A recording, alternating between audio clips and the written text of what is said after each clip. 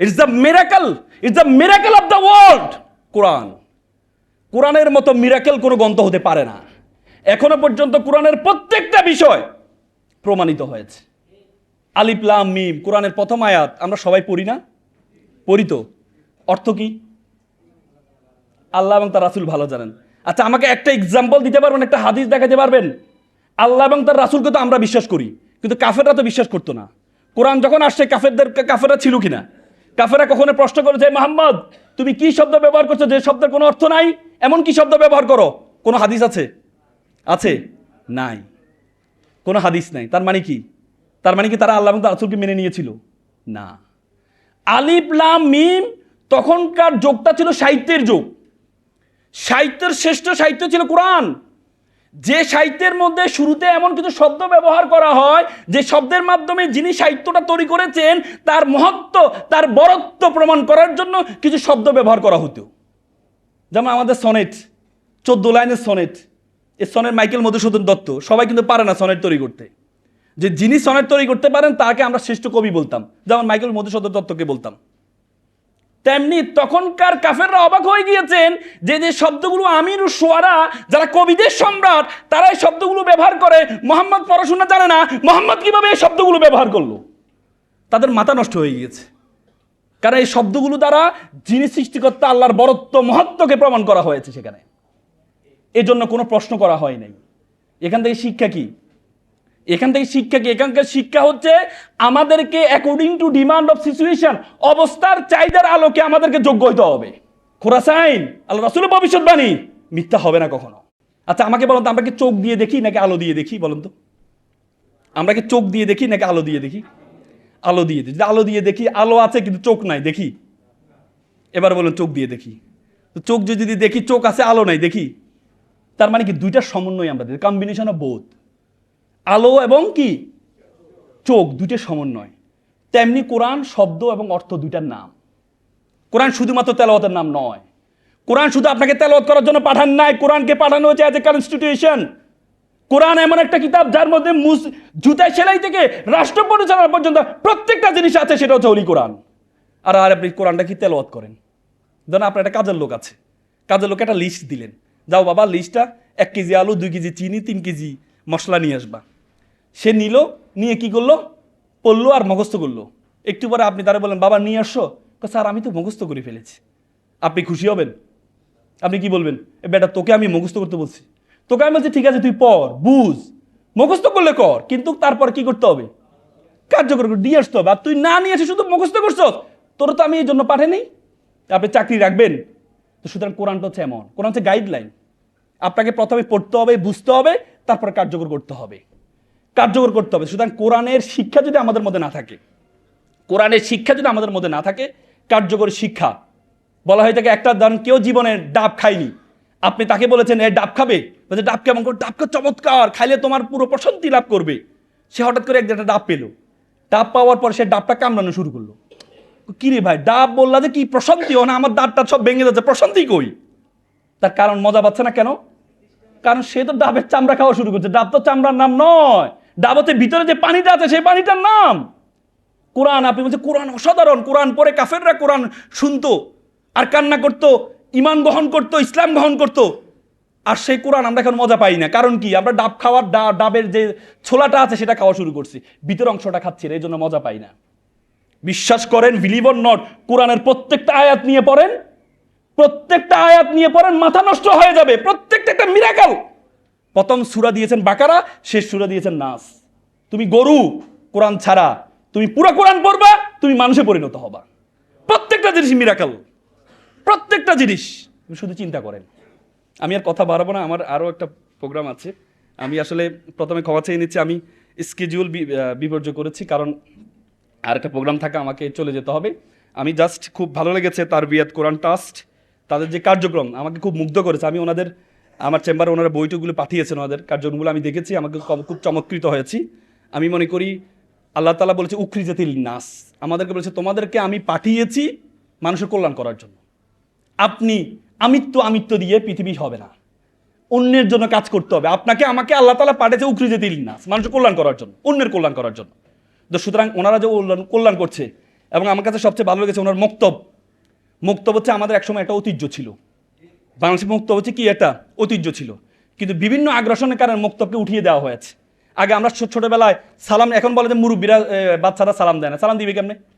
আমরা মক্তবে শিখছি, ছোটবেলা আমরা মক্তবে বড় করে সালাম দিতাম আসসালামু আলাইকুম করে, বড়দেরকে সালাম দিতাম, আমাদেরকে মক্তবে শিখাইতো। আর এখন মুক্ত ব্যবস্থা নাই, এই জন্য ছোটরা বড়দেরকে সালাম দেয় না। আজকে আমাদের স্কুলগুলা, আমরা সকালবেলা যেতাম স্কুলে যেতাম 9টা 10টা বাজে, আর এখন স্কুলগুলো শুরু হয় মুক্তবের টাইমে। এটা একটা ষড়যন্ত্র, এটা একটা ষড়যন্ত্র। ব্রাকের প্রায় 30,000 স্কুল আছে, সব সকালে শুরু করে তারা। তারা চায় যে শুরুতে যে নলেজটা আছে, কোরআনিক নলেজটা যেন মানুষ না গ্রহণ করে, তারা এটা চায়, সবাই এটা চাচ্ছে। আপনি জানেন, আপনি আয়ারল্যান্ডে যান, পৃথিবীর সবচেয়ে শান্তির দেশ বলা হয় ফিনল্যান্ড। ফিনল্যান্ডের যে প্রাথমিক শিক্ষা ব্যবস্থা, এই শিক্ষা ব্যবস্থায় প্রাথমিক শিক্ষা ব্যবস্থাটাকে পরিচালনা করে ক্যাথলিক চার্চরা, চার্চ থেকে পরিচালনা করা হয়।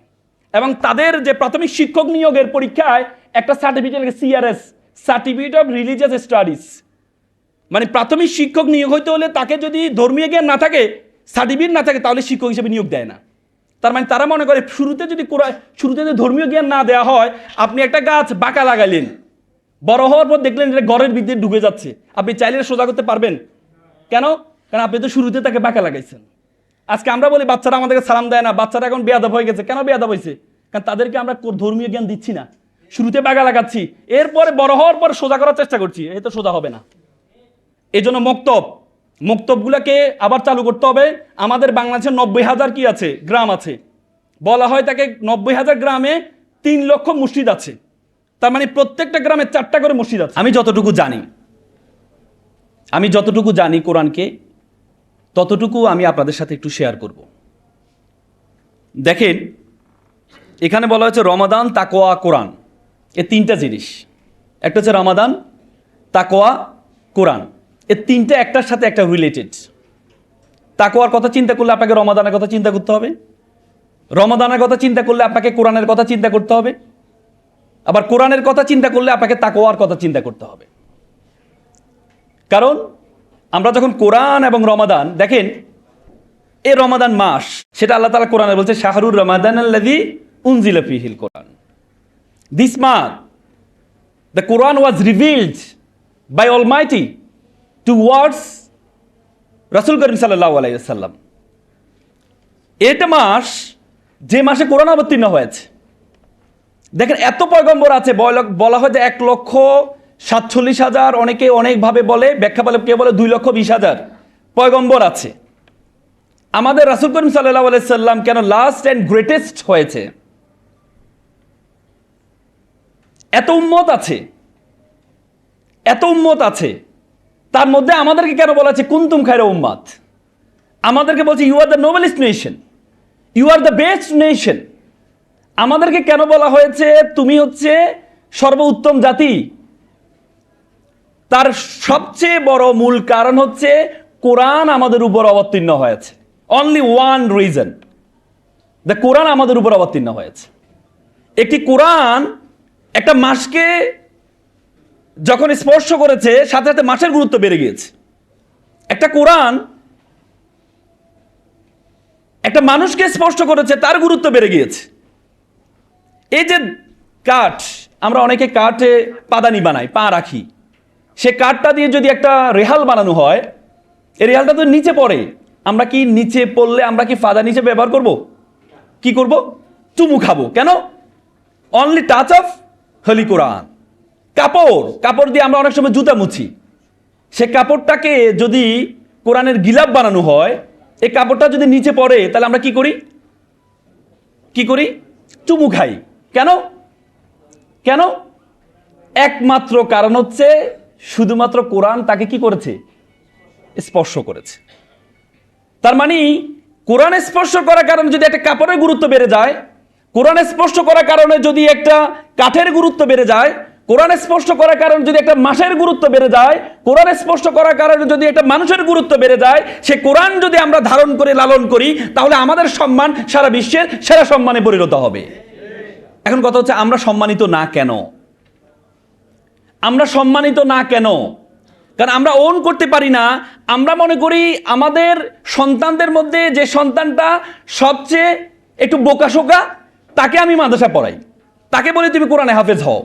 আর যে ছেলেটা আমার চালাক চতুর, তাকে আমি ইংলিশ মিডিয়ামে পড়াচ্ছি। কারণ আমি মনে করছি, আমার ছেলেও মনে করছে যে সে পরিচয় দিতে চায় না, সে বলে না যে আমি মাদ্রাসার হুজুর, বলে না। সে মনে করে হুজুর শব্দটা খুবই ছোট একটা শব্দ।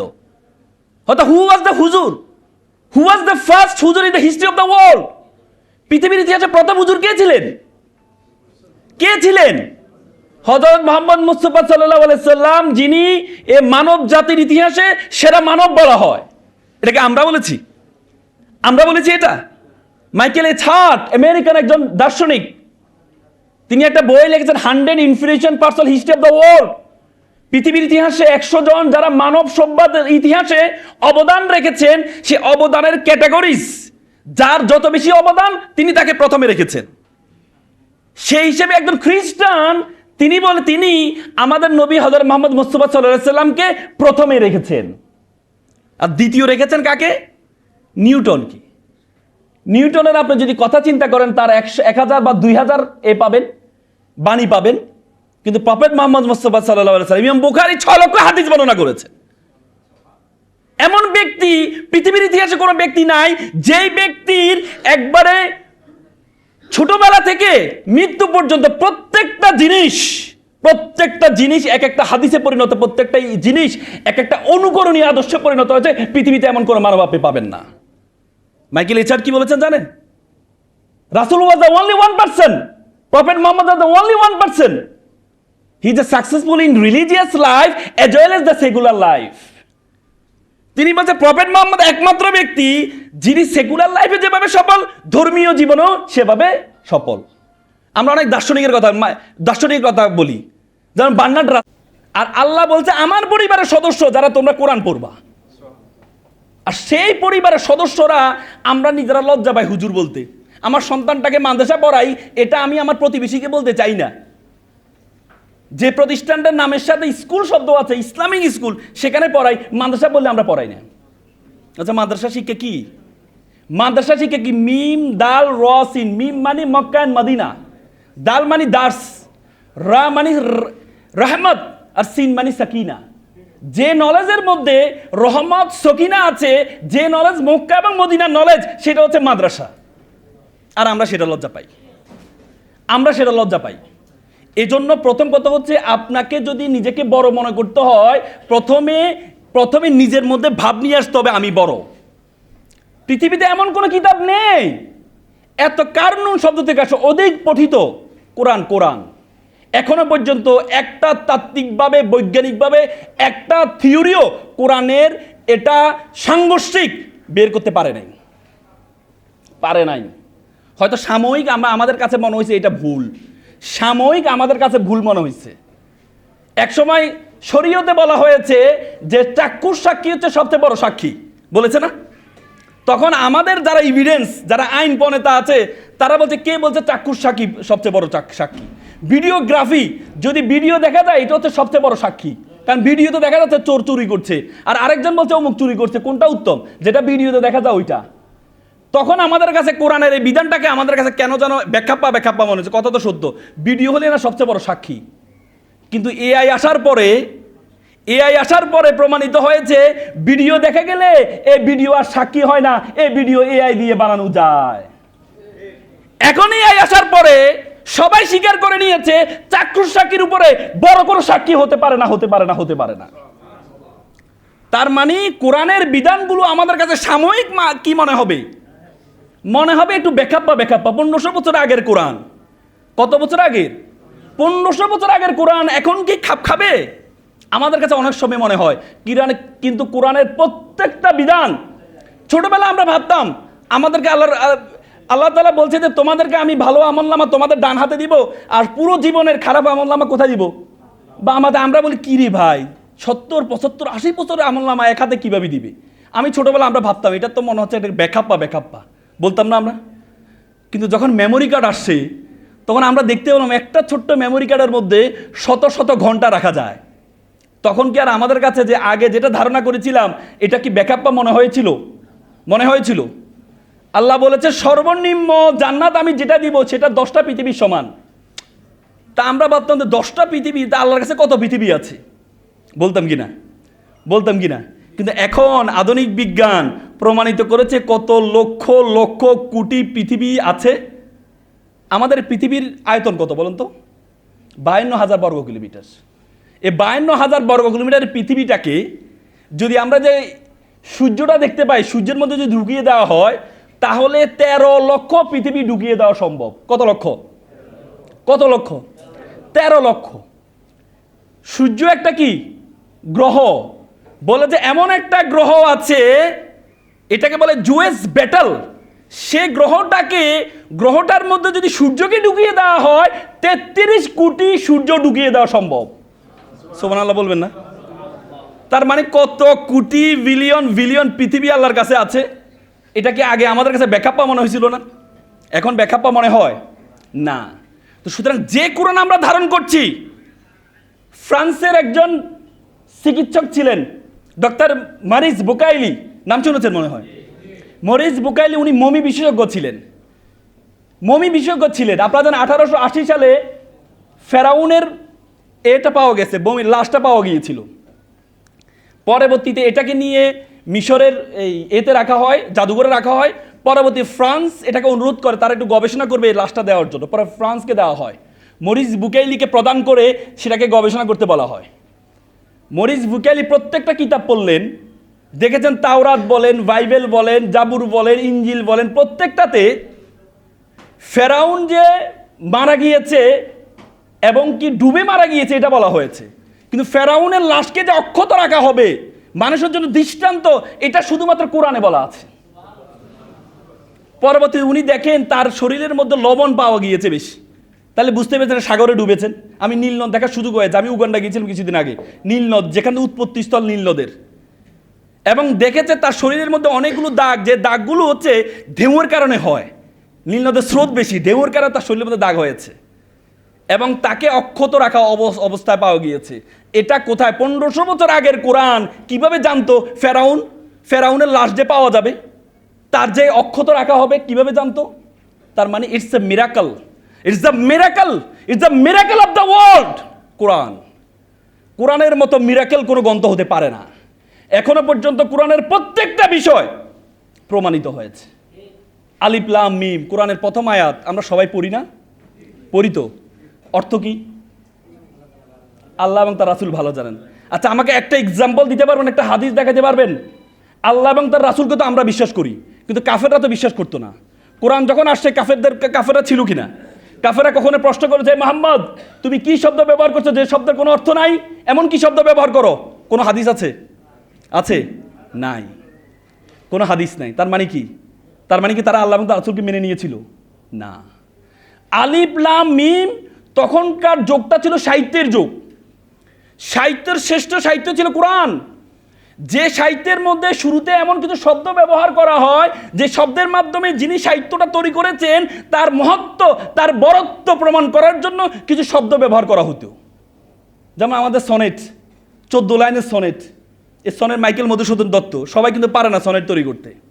যে যিনি সনেট তৈরি করতে পারেন তাকে আমরা শ্রেষ্ঠ কবি বলতাম, যেমন মাইকেল মধুসূদন দত্তকে বলতাম। তেমনি তখনকার কাফেররা অবাক হয়ে গিয়েছেন যে যে শব্দগুলো আমির ও শুআরা, যারা কবিদের সম্রাট, তারা এই শব্দগুলো ব্যবহার করে। মোহাম্মদ পড়াশোনা জানে না, মোহাম্মদ কিভাবে এই শব্দগুলো ব্যবহার করলো? তাদের মাথা নষ্ট হয়ে গিয়েছে, কারণ এই শব্দগুলো দ্বারা যিনি সৃষ্টিকর্তা আল্লাহর বরত্ব মহত্বকে প্রমাণ করা হয়েছে সেখানে। এজন্য কোনো প্রশ্ন করা হয় নাই। এখান থেকে শিক্ষা কি? এখানকার শিক্ষা হচ্ছে আমাদেরকে according to demand of situation, অবস্থার চাহিদার আলোকে আমাদেরকে যোগ্য হতে হবে। তখন ছিল সাহিত্যের যুগ, আল্লাহ কোরআনকে শিক্ষা দিয়ে পাঠিয়েছেন আল্লাহ তাআলা। তার মানে এখন যারা মুসলমান আছেন, আজকে মুসলমানদের অধঃপতন কারণ হচ্ছে আমরা অবস্থার চাহিদার আলোকে যোগ্যতা অর্জন করতে পারছি না। মুসলিম বিশ্বের জন্য মায়ের খাচ্ছে। আজকে ইরানের সাথে যুদ্ধ হচ্ছে। ইরান অবস্থার চাহিদার আলোকে যত কথা বলেন, শিয়া সুন্নি দ্বন্দ্ব আপনারা লাগাইতে চান, একমাত্র মুসলিম রাষ্ট্র যেটা ঘাড় উঁচু করে দাঁড়িয়ে দেখিয়ে দিয়েছে অবস্থার চাহিদার আলোকে সকল ধরনের যোগ্যতা আমাদের আছে। আজকে পুরো বিশ্ব, মুসলিম বিশ্ব তার বিরুদ্ধে দাঁড়িয়েছে। আমেরিকাকে সহযোগিতা করছে, ইসরায়েলকে সহযোগিতা করছে। ইরান যখন মিসাইল মারে, পার্শ্ববর্তী রাষ্ট্রগুলো, জর্ডান, মুসলিম রাষ্ট্রগুলো এগুলো ঠেকায়। তুমি মুসলমান হয়ে মুসলমানদের বিপক্ষে দাঁড়াবা, আর একদম মুসলিম কখনো সহ্য করতে পারে না। এজন্য ঘাঁটিগুলোকে আক্রমণ করেছে। সৌদি আরব এখন বলেছে আমার আকাশ সীমা আমেরিকাকে ব্যবহার করতে দিব না। পৃথিবীটা হচ্ছে শক্তের বক্ত, নরমের জম। ইরান যদি সম্মান জানাইতো না সৌদি আরবে আক্রমণ করা যাবে না, আক্রমণ করলে এটা হারাম হবে, মুসলিম দেশে আক্রমণ করা যাবে না, তাহলে মুসলিম রাষ্ট্রগুলো আজীবন গাদ্দারি করতো তাদের সাথে। এজন্য প্রথমে মুসলমানদের বেঈমানদের উপর আঘাত করা হয়েছে। এই বেঈমানরা তোমরা সাবধান হয়ে যাও, আমি মিসাইল মারবো। আজকে ইরান, আজকে খামেনি শহীদ হয়েছেন। খোমেনি চোখের বালি কেন হয়েছেন? একমাত্র গাজার পক্ষে দাঁড়ানোর কারণে। কোন মুসলমান দাঁড়িয়েছে গাজার পক্ষে? কোন মুসলমান দাঁড়িয়েছে গাজার পক্ষে? দাঁড়ায় নাই, দাঁড়ায় নাই। ইরান দাঁড়িয়েছে। ইরান প্রক্সি ওয়ার করেছে। ইরান এতদিন পর্যন্ত প্রত্যেকটা দেশে হুতি দিয়ে, হিজবুল্লাহ দিয়ে, প্রত্যেকটা দিয়ে গাজাকে রক্ষা করার চেষ্টা করেছে। আল্লাহ তাআলা, আল্লাহ রাসূল ভবিষ্যৎবাণী করেছেন। আল্লাহ রাসূল বলছে কিয়ামতের আলামতের মধ্যে একটা আলামত হচ্ছে খোরাসাইন থেকে কালো পতাকাবাহী একদল বের হবেন, তারা গিয়ে জেরুজালেম রক্ষা করবেন এবং বাইতুল মুকাদ্দাসকে কি করবেন? রক্ষা করে জয়ী করবেন। তার মানে আল্লাহ রাসূলের ভবিষ্যৎবাণী আলোকে বলা হয় তাকে খোরাসাইন হচ্ছে ইরানের একটা প্রদেশের খোরাসাইন। খোরাসাইন আল্লাহ রাসূলের ভবিষ্যৎবাণী মিথ্যা হবে না কখনো, মিথ্যা হবে না। আপনি যতই কথা বলেন শিয়া সুন্নি দিয়ে, শিয়াদের মধ্যে 11টা ভাগ আছে। আমাদের অনেক সুন্নি আছে না যারা নিজেরা নবী দাবি করে, আছে কিনা? কাদিয়ানি আছে না? আপনি যদি বলেন আরে সুন্নি মানে নবী দাবি করে, সুতরাং এরা হচ্ছে কি, এদের সাথে কথা বলা যাবে না, হারাম হারাম হারাম বললে হবে? শিয়াদের মধ্যে 11টা ভাগ আছে। শিয়াদের মধ্যে 11টা, একটা ভাগ আছে খুবই খারাপ, যারা রাসূলকে রাসূল মানে না, মনে করে আলী রাদিয়াল্লাহু তাআলা হচ্ছে সর্বশেষ, নাউজুবিল্লাহ, সর্বশেষ নবী ছিল। কিন্তু তার অনেকগুলো যারা এখন নেতৃত্বে আছে তারা রাসূলকে মানে, তারা রাসূলকে মানে, তারা কোরআনকে মানে। আর আপনি শিয়া সুন্নির কথা বলে আপনি তাদের মধ্যে বিভেদ তৈরি করার চেষ্টা করছেন, তাদেরকে খারিজ করে দিচ্ছেন। না, আল মুসলিম ইখওয়াত, মুসলমান মুসলমানের ভাই, এটা আমাদের বুঝতে হবে।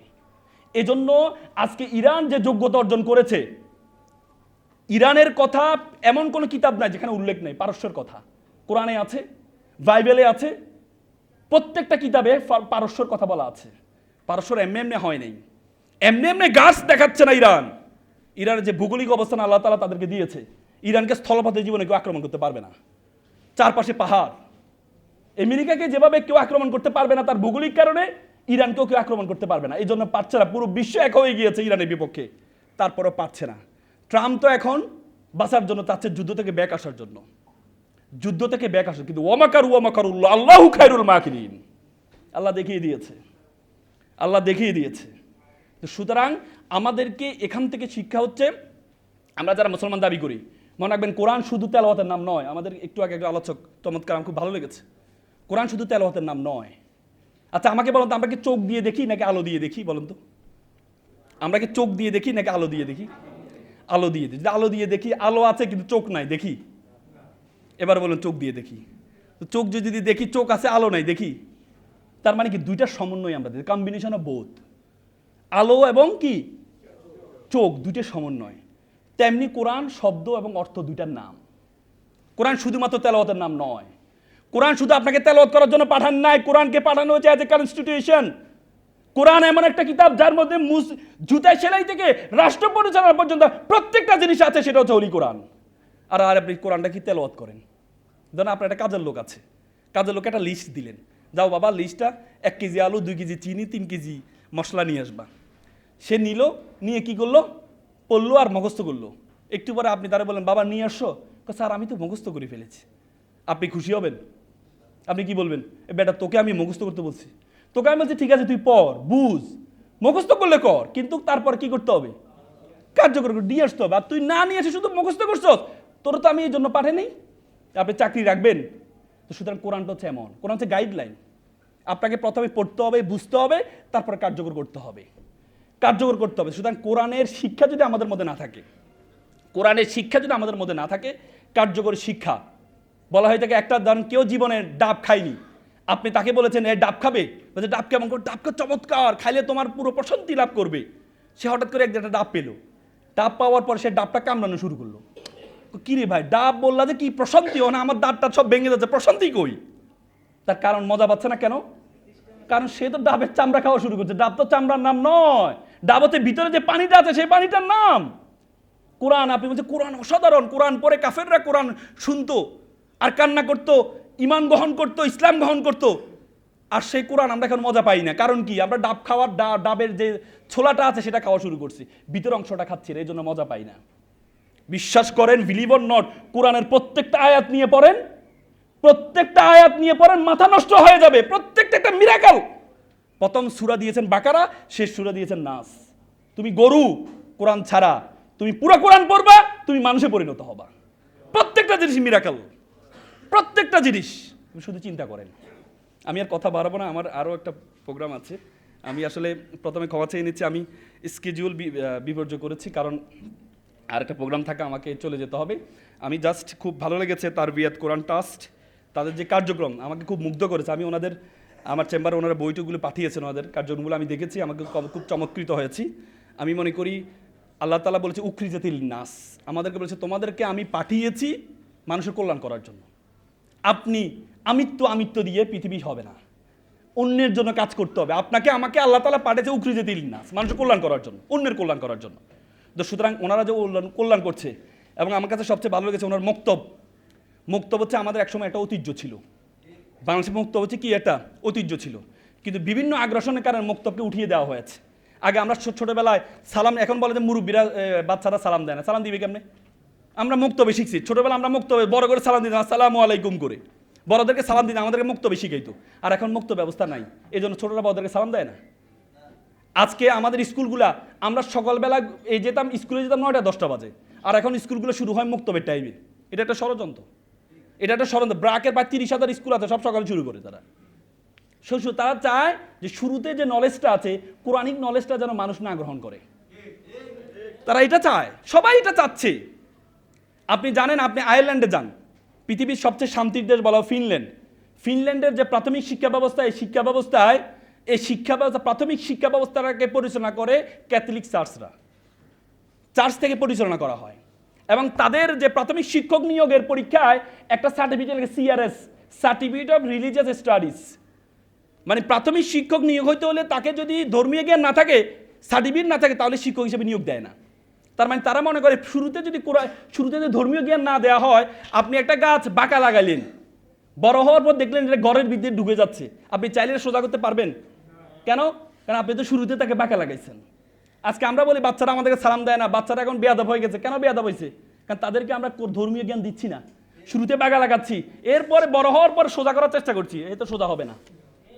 এই জন্য মক্তবগুলোকে আবার চালু করতে হবে। আমাদের বাংলাদেশের 90,000 কি আছে গ্রাম আছে, বলা হয় তাকে 90,000 গ্রামে 3 লক্ষ মসজিদ আছে। তার মানে প্রত্যেকটা গ্রামে 4টা করে মসজিদ আছে, কিন্তু মক্তবগুলোকে আমরা অবহেলিত রাখি। মক্তবগুলোকে আমরা বারান্দা পড়াই, এসি ভিতরে বারান্দায় মক্তব পড়াই। মক্তবগুলো একটা ভয়ঙ্কর রূপ দিয়েছি। ফোলাপানি একটা আকর্ষণ কি, দেখতে সুন্দর এমন জায়গা, মানে আপনি মক্তবে বারান্দায় পড়ান, ফোলাপানি ওখানে যেতে চায় না। কারণ স্কুলগুলোতে এখন খেলনা দিয়ে খেলানো হয়, খেলনার সকল সরঞ্জাম থাকে, স্কুলে যেতে চায়, মক্তবে যেতে চায় না। এই জন্য মক্তবগুলোকে একটু সৌন্দর্যমণ্ডিত করতে হবে। মক্তবগুলোতে সুযোগ সুবিধা, মক্তব বারান্দা না, মক্তব মসজিদের ভিতরে এসির মধ্যে হবে, সেটা আপনারা চালু করেন। সৌন্দর্যমণ্ডিত খেলাধুলার সুযোগ রাখতে হবে। বলা হয় তাকে, আমরা এখন মসজিদে বাচ্চারা যখন যায় কথা বলে বাচ্চাদেরকে বের করে দিই না। তুরস্কে মসজিদগুলোতে লেখা আছে, যদি আপনার মসজিদের পিছন থেকে বাচ্চাদের চিৎকার যদি শোনা না যায়, তাহলে মনে করতে হবে আপনার আগামী প্রজন্ম কি অন্ধকার অন্ধকার অন্ধকার। তো সুতরাং এই বাচ্চাদেরকে চাকচিক্যময় করার জন্য মক্তবগুলোকে সৌন্দর্যমণ্ডিত করতে হবে। আপনারা উদ্যোগ গ্রহণ করেন, আমরা আছি। ফান্ডে কোনো সমস্যা হবে না। আমি এর আগে আরেকটা প্রোগ্রামে বলেছি, আপনারা ফান্ডের মক্তবটাকে খেলাধুলার স্থলে ওদেরকে কোরআন হাদিস পড়ান। এটার জন্য ফান্ডে কোনো সমস্যা হবে না। আল্লাহর রহমতে ইসলামের কাজের জন্য ফান্ডে কখনো প্রবলেম হয়েছে? কখনো হবে না। আমরা আপনাদের সাথে আছি, আপনারা মক্তব কার্যক্রম চালান, এবং যে 3 লক্ষ মসজিদ আছে প্রত্যেকটা মসজিদে মক্তব কার্যক্রম শুরু করেন। ইনশাআল্লাহ আগামীর বাংলাদেশ হবে কোরআনের বাংলাদেশ। সকলে ভালো থাকবেন, সুস্থ থাকবেন। আসসালামু আলাইকুম।